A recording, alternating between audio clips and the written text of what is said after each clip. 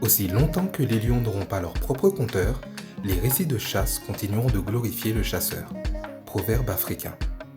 Bonjour et bienvenue sur Negus Storyteller, une chaîne dédiée aux œuvres et aux créateurs qui mettent en scène la communauté noire dans la pop culture.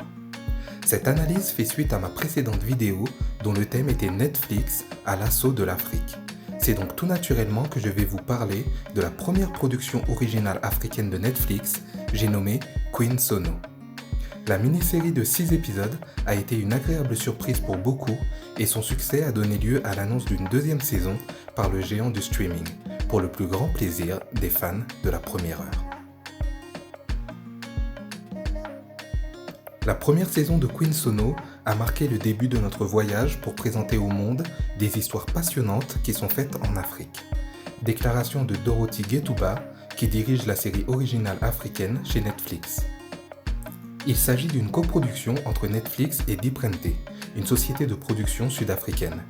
Les créateurs de contenu en Afrique faisant souvent face à des problèmes budgétaires pour mettre leurs histoires en images, bénéficient cette fois-ci de la puissance de la firme américaine qui leur permet de passer un palier en matière de budget de production, de marketing et surtout une visibilité mondiale via la plateforme de streaming.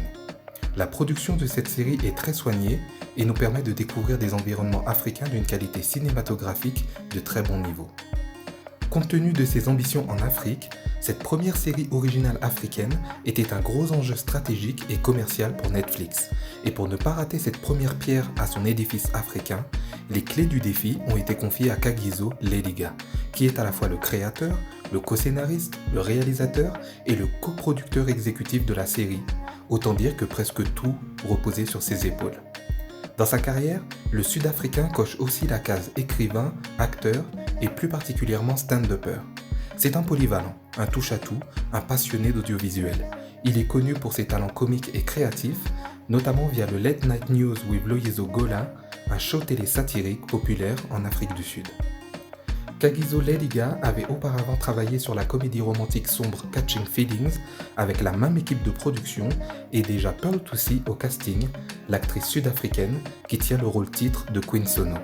C'est donc une équipe 100% africaine qui s'est lancée dans cette aventure pour nous offrir une série qui certes n'est pas parfaite, mais qui néanmoins pose bien les bases de quelque chose qui pourrait encore en étonner plus d'un par sa qualité tant d'un point de vue écriture que réalisation.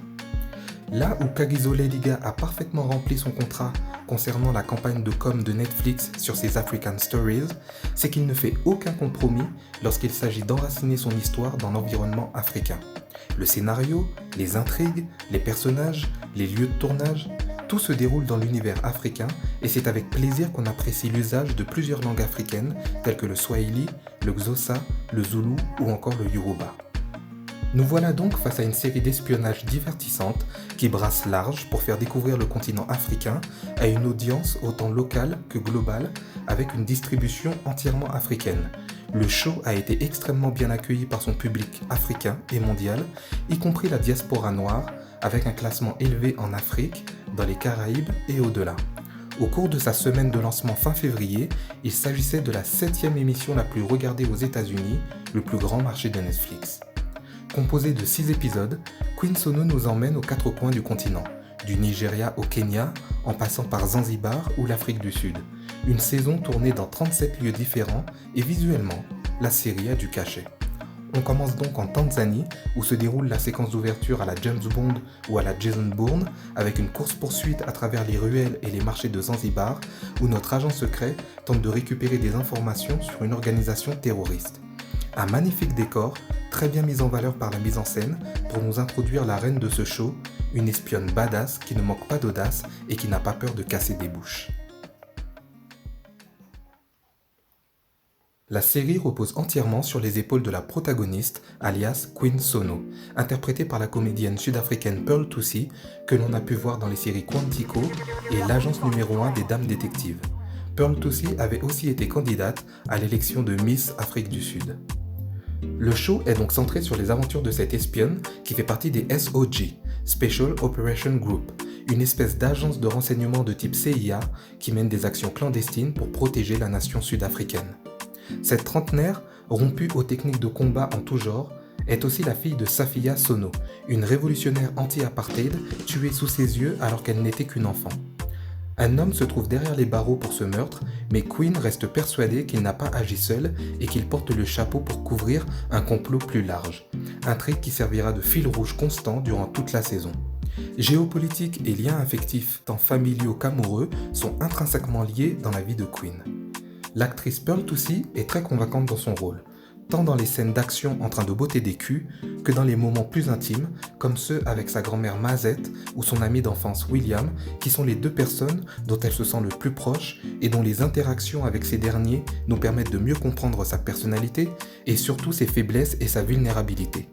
Tout cela donne de la nuance et tranche avec l'image de la femme forte et glamour des temps modernes qu'on nous présente à l'écran. Pearl Toosey a très bien endossé ce rôle de la femme noire complexe. Dans un registre plus superficiel, quoique ça a son importance, sa garde-robe inspirante, ses différents tissus africains et ses coiffures afro extrêmement stylées et variées en ont sûrement déjà inspiré plus d'une.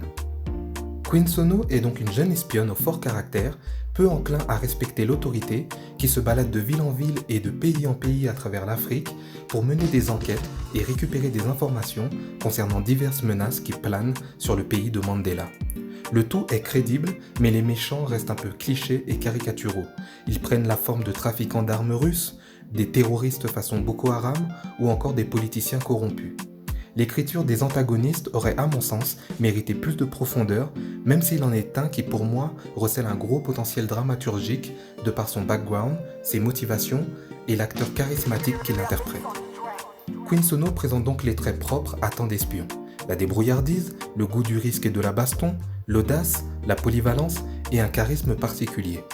Ajoutons à cela une vie personnelle compliquée, son traumatisme et son désir de vengeance suite à la mort de sa mère qui était une figure incontournable de la lutte anti-apartheid et dont les circonstances de l'assassinat sont floues, et vous avez la formule censée nous tenir en haleine pendant toute la saison.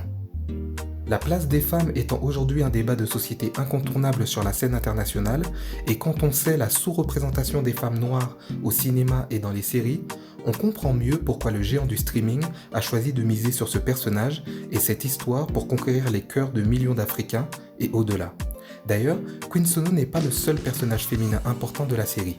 Il y a également la grand-mère Mazette, dont j'aime beaucoup les échanges avec la Queen, qui nous ramène tout le temps aux racines africaines, ainsi que l'antagoniste, la méchante russe Ekaterina Gromova, milliardaire et trafiquante d'armes. Netflix a compris l'air du temps et entend bien surfer sur la vague. La série se passe dans une Afrique du Sud post-apartheid où le rêve de la nation arc-en-ciel est brisé avec la pauvreté, le crime et la corruption en toile de fond. La société est appauvrie, mais on y distingue aussi une classe moyenne et riche de noirs en position de pouvoir, surtout dans la sphère politique.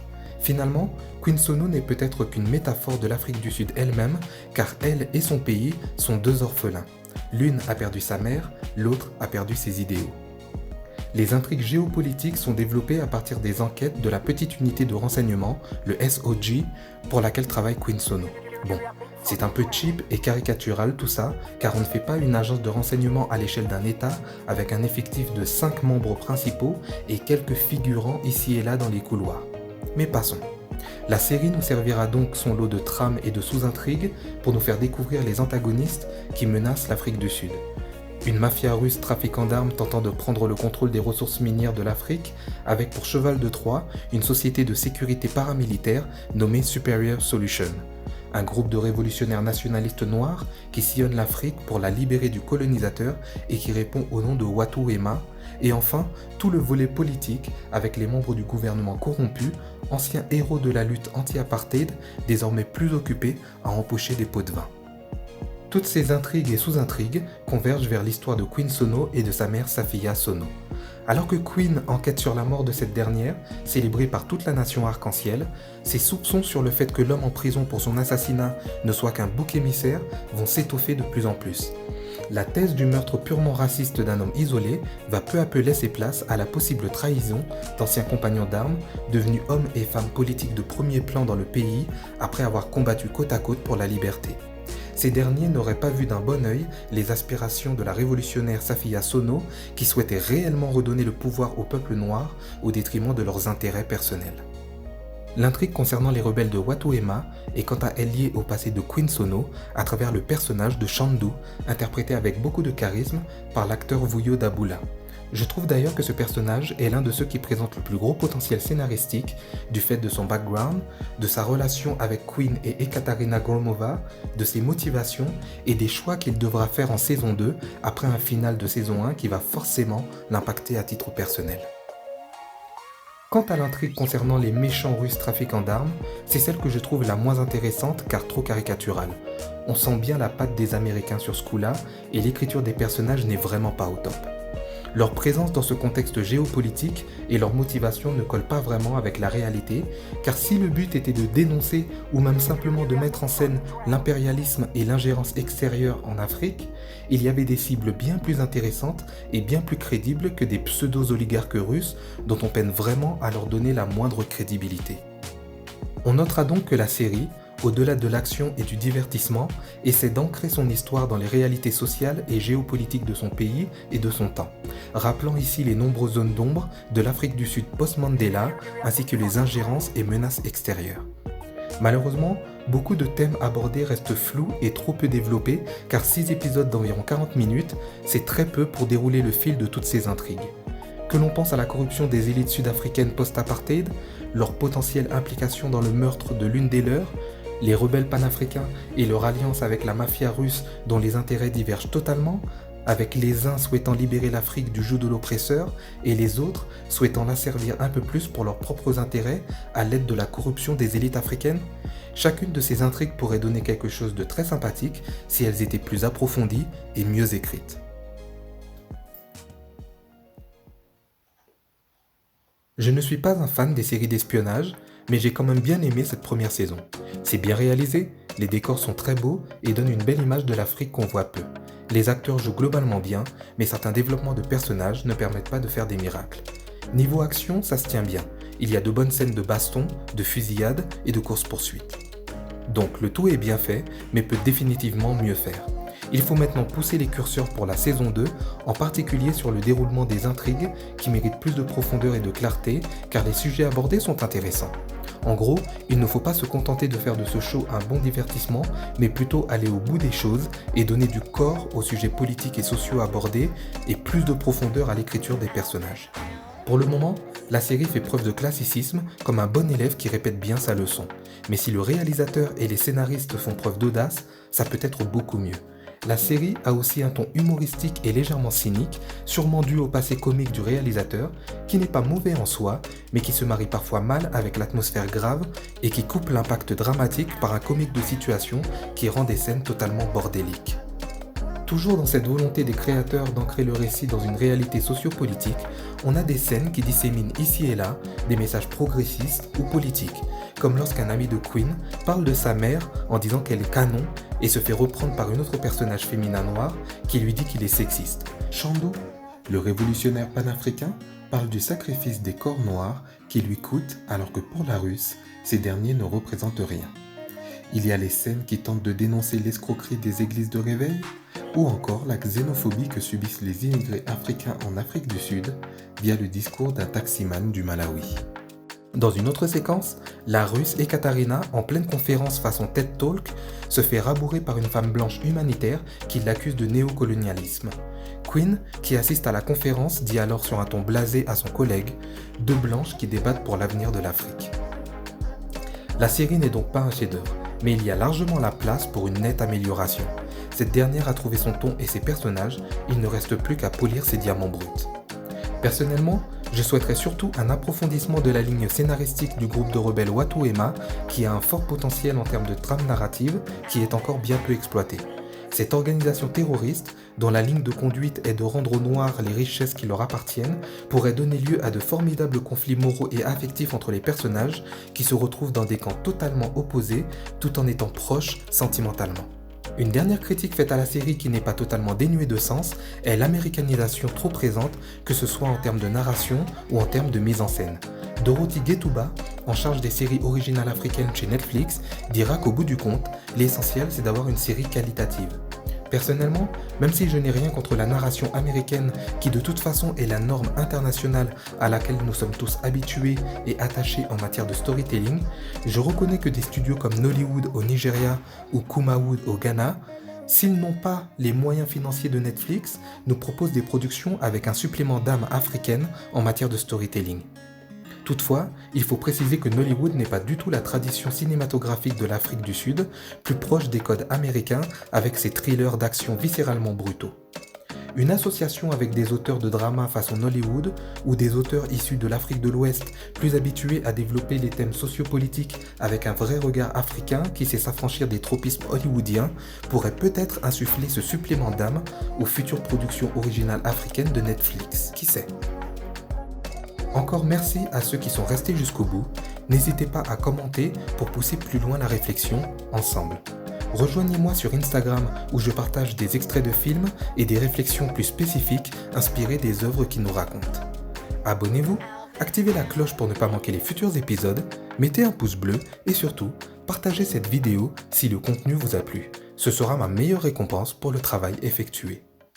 Je vous donne donc rendez-vous à très bientôt, jusqu'à ce que le lion nous raconte sa propre histoire.